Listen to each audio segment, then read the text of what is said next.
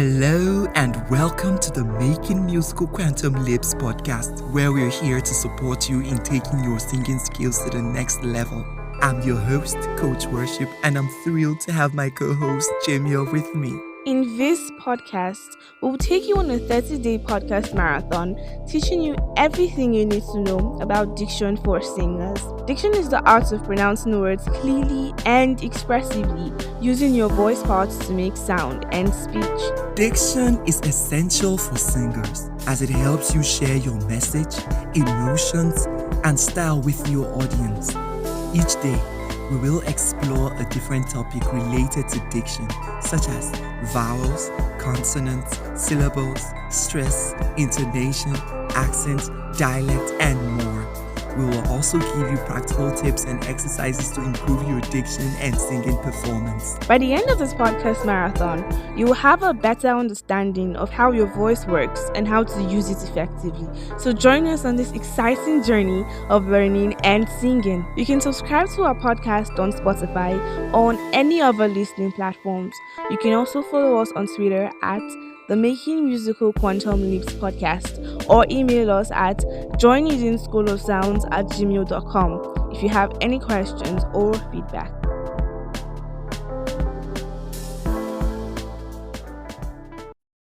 Hello guys, welcome to the 24th day of our marathon podcast. I'm so glad. I don't want to start doing all this things anymore. I still have to say it because every time I remember, every time I look at the number of people playing our podcast, I'm just so excited. I'm almost teary because it's not easy to have people listen to you. Like, they take out your time and your data to listen to what you have to say. Come on, like, I have to give you your flowers. You guys are doing the most. Okay, so I've decided I'm not going to talk about diction anymore. Yes, not really, like, I'm not going to teach it anymore. What I'm just trying to say is I need you to start to practice. I've already given you all the tips and tricks that you need. I've given you most of the rules, but I need you to begin to practice them. Okay? I need you to begin to practice them. What I want to talk about today is how to find your authentic self. Somebody asked me a question when I put out the anonymous. They were like, what kind of songs do you listen to? I do not know why they asked that kind of question in an anonymous when they can just walk into my DM and just ask. But no problems. I'm going to teach it as a topic. Although I've already covered this in my book, The Singing Bible. But I'm just going to touch a little on it and we can call it a day. As I keep growing as a vocal coach, I keep learning new things. Yeah, you heard that in that podcast with Coach Simi. Shout out to Coach Simi. Thank you so much for teaching. Your class was amazing, inspiring, and educative. As we keep growing, we must keep learning and unlearning to relearn new things. Yeah, I was of this school of thought that on your journey to discovering your authentic self, you shouldn't score people, like you shouldn't mimic people, you shouldn't copy them, you should just get your authentic self. But is that really true? I'm actually having a lot of problems right now trying to name this podcast, like to give this podcast a topic, because we're going to be touching a lot of things. Let's just see how we can squash all of them together. Okay, what singers do you listen to and why exactly do you listen to them? See, there's a lot to learn from all these big names. There's a lot to learn from them. There's the elements of their style, there's their vowel color, there's their rhythmic phrasing, there's how they sing their diphthongs, although we already have a rule for that, their vibrato, their musical vocabulary, their melodic variation and licks. Yes, I'm intentional about saying all these big names. Go and make your research. I am so not going to tell you what they are. Okay, so there's a lot to learn in that direction. So how do we go about that? I know we've talked about this before. When you're learning any new skill, it's all about imitation. We learn from watching, listening, and copying what others do. When you imitate the best people in the field, you fast track your learning process. So, how do you know who is the best? Because this is the next question you want to ask me now. How do we know who we are supposed to imitate and learn from? Blah, blah, blah, blah, blah, blah. Well, just like the scripture said, imitate me, follow me as I follow Christ. Or how did that scripture put it? Only imitate people that are masters at phrasing. Their diction is clean. They deliver a song very emotionally, because the emotions is the connect. Okay, it's the thin line between a well-arranged work and a song that actually reaches beyond the ears of people, even down to their very soul. Okay, so don't listen to people that continually have vocal problems. They finish singing, they've lost their voice, they lose their voice regularly, they have to cancel shows, they always have a crack. No, don't follow such people. Do not. In fact, if you're scoring someone and you're always losing your voice consistently, and just stop. Don't score their vocal sound. Don't try to score the way they sound. You might score their phrasing or how they act on stage, their melodic patterns, or like I said earlier, melodic variations, but do not try to get their texture, because even when they do themselves, even when they try that, they go for that texture, it is hazardous to them. So talk more of you that is just a novice trying to start up your singing career. Do not. I read this somewhere. Artists don't just come out fully formed. Your own artistry begins by copying the licks of others and then using them in new ways to make them your own. This is self-explanatory, but I guess I still have to explain it. Some of you think some artists are ready-made with their style, but that's not true. They also learned it from somewhere and modified it and used it as a weapon of theirs. It's as simple as that. You cannot just wake up and just have it's always from somewhere. It is a mixture of this, a mixture of that, coming together and serving a purpose that you want to use it for. I really hope you got that. I read this in an interview of Moana Wolfgram. Listen. Her sister Elizabeth was the lead singer for the group. When Moana was only 12 years old, they were in the studio together recording with the producer. Liz was getting tired, so the producer told her to take a break and asked Moana if she would sing a line or two.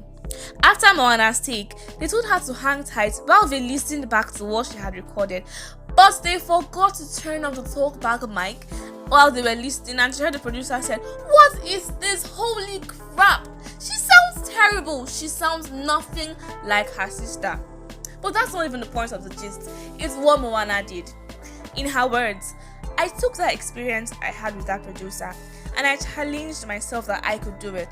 And I would listen to every Whitney Houston tape and mimic every single change in her voice, from the bends to the twists, and I also became a big Mariah Family fan. And I would love her first records and I would just sing and sit and sing, just dream love. Just bend every note and just perfect it."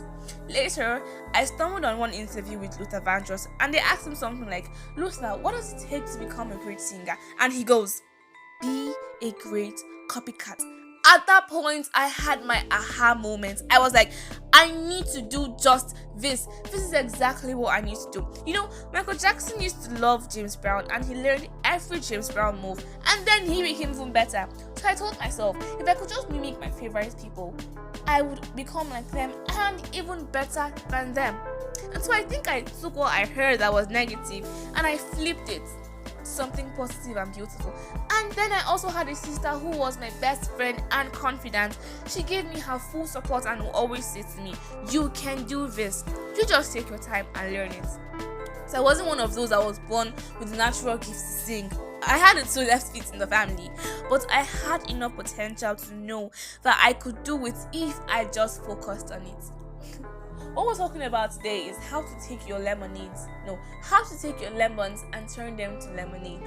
What Moana received wasn't an inch close to constructive criticism. What she received was outright negative feedback. pure negative feedback. But look at what she did. She took something ugly, something that was enough to make her not even open her mouth to speak again, and turned it around to something that became her greatest strength. What that producer said to her was what pushed her and what propelled her to be better and just be good at her art. So what do you do? How do you respond to constructive criticism? And who do you surround yourself with? We're talking about how to take your lemons and make lemonades. Thank you so much, Jamil. Well, people, that is the gem. That is the gold mine. Learn how to imitate. Those people you call the best singers, they were naturally born with the gift of singing, they somehow learned singing consciously or unconsciously from their tender age. Even if they had the perfect conditions, because I've always given that differentiation. Like, okay, there's a difference between somebody that's born a natural singer and somebody that learns how to sing. Yes, the only difference is those people were just born with everything intact. Everything is already ready to sing. They just need to start singing. They just need to be serious with singing and everything is ready. But for some other people, it's not that way. They need to fine tune. They need to do a lot of training and to build the muscles for singing. It's not like it's not there. So that's the only difference. But even if that person that has everything ready was not born in an environment that supports music, that supports singing, that makes singing possible, then you will notice that person too will still be on the same level with the other category I mentioned. So guys, this is the real deal. I know you're just beginning your music journey, your singing journey. If you were just beginning, get a mentor, a vocal mentor, or let's just correct it so that you don't think it's spiritual father. I say you should go and get a vocal model that you can model your voice after. Okay, you model your voice after that person and begin to make plans to utilize all you've learned from that person to do the unique you. I hope that makes sense. I think that actually makes sense. You use the tools and everything you learned from that singer to create your own persona. That'll be all for today. Thank you so much, guys, for tuning in. We are almost done. It's like just 6 more days. Wow. Okay. Day 24 has officially come to a close, with each day and every day drawing us closer to the 30th day when we're going to be celebrating our 3rd year anniversary.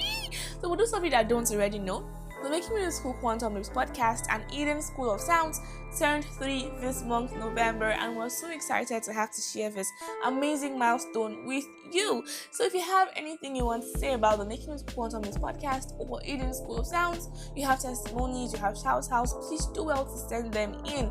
You could send them into Coach Worship's DM or to any of the other admins, and we'll see to it. Yep. Our song for the day is Faithful Now by Vertical Worship, and our quote for the day is music is the way to communicate to your soul.